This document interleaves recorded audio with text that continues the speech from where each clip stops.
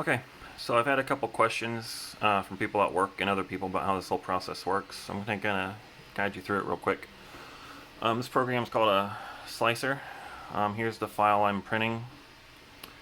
I'm trying to do this and kind of record at the same time, so I'm a little uncoordinated. I apologize. And what it does is slices the file into whatever your layer height is. So for these, I'm printing them quickly, so it's 1/4 of a millimeter. And this is what the printer sees. It sees its first layer, and it keeps like going through all these layers here like this, and just keeps printing through and through and through and through until it's done. Here, kind of gives a rough estimate of how much time it takes and how much filament is used per run. What I do is save that to a micro SD card, which we all know and love from our phones. Take that over here, and again, I'm going to apologize right now. I've been kind of busy, so this room is a wreck, but from here, you kind of see it right in here. You plug it in here on the control board. I don't think I can get to it now, but in here there is a print from SD card option when it's not actually running. Pop that in. This here is the bed temperature. And these are 60 degrees. This is Celsius, so off the top of my head I'm not sure what that is.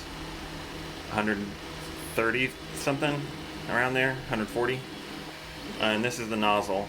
So that's 210. It's 450 degrees, and the nozzle is that dot right there. You can see moving around. The filament comes in rolls. Each one, what I'm using now, it melts at 205 to 225 Celsius. I've got them all running at 210. I'm sorry if you can't hear me, it's kind of loud in here. Let me get a roll out.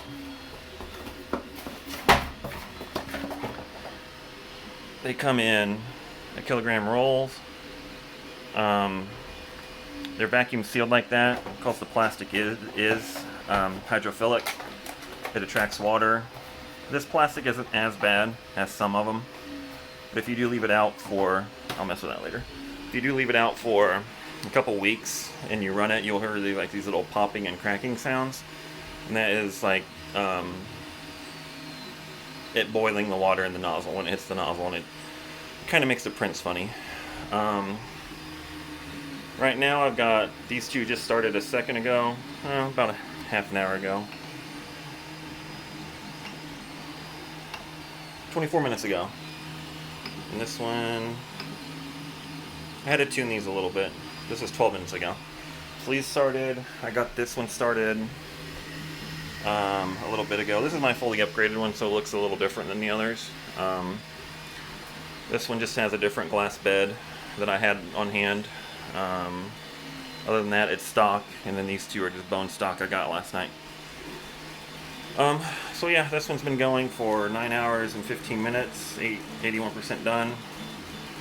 These three can do it in about 11.5 hours, 11 hours, 15 minutes. This guy goes a little slower because I have him tuned more to quality.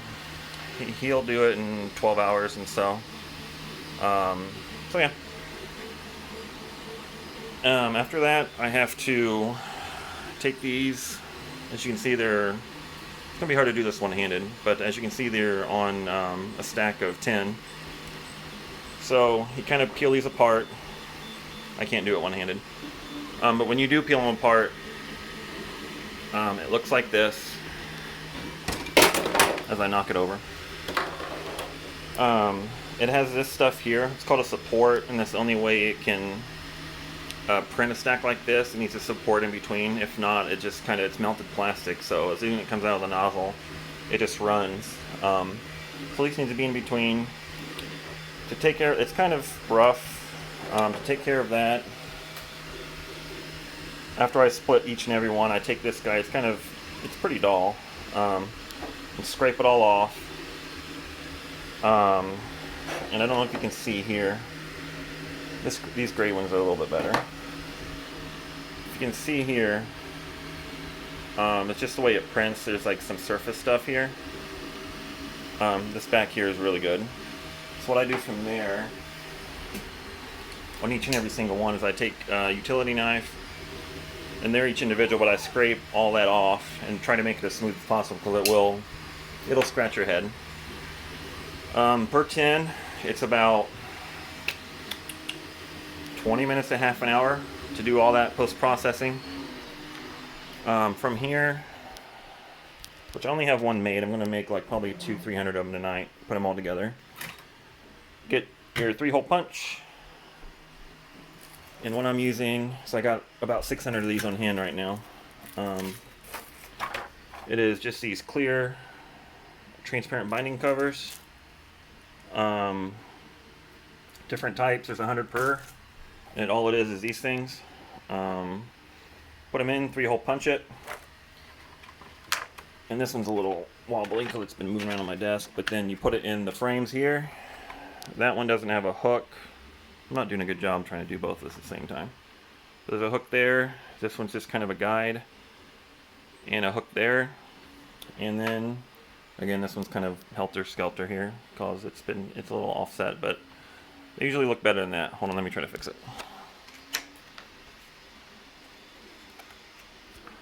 So yeah, it works for what it is and what they need. I'm going to try to do this without looking at the screen. So it works for what it is and what they need. Tomorrow I'm going to put together 200 to 300 of them tonight and take them to the VA warehouse, and then go from there. I have community to deliver to. I'm not sure how to do that yet, and I'm still trying to figure out the St. Vincent's on 86th Street. So yeah, thought I'd let you know since I hit the goal, doubled it, the whole process, because some people were asking. So yeah, let me know if you have any questions. I can answer them. So alright, thank you again for everybody for the help. Couldn't have done it without you. I did an update to where all the money I've got is just going straight to materials, which right now it'll put me at about 35 days worth if I can do 100 a day. The printers I'm just paying for out of pocket since it's afterwards. I'm going to have them, and I wanted to get more printers anyway, but I didn't expect to have to buy $750 worth in a week. But again, those are mine, so everything you guys give to me goes straight to materials. Anything left over after this will go to a charity, wherever it can help out most. I haven't even thought about that yet, because hopefully this won't last that long. Hopefully here in a couple weeks they're like, we don't need any more, but I could be printing these into the summer. I have no idea. I hope not, because it kind of tears up your hands, and it is sort of labor intensive, but yeah, do what you gotta do, right? Alright, again, thanks everybody for the donations.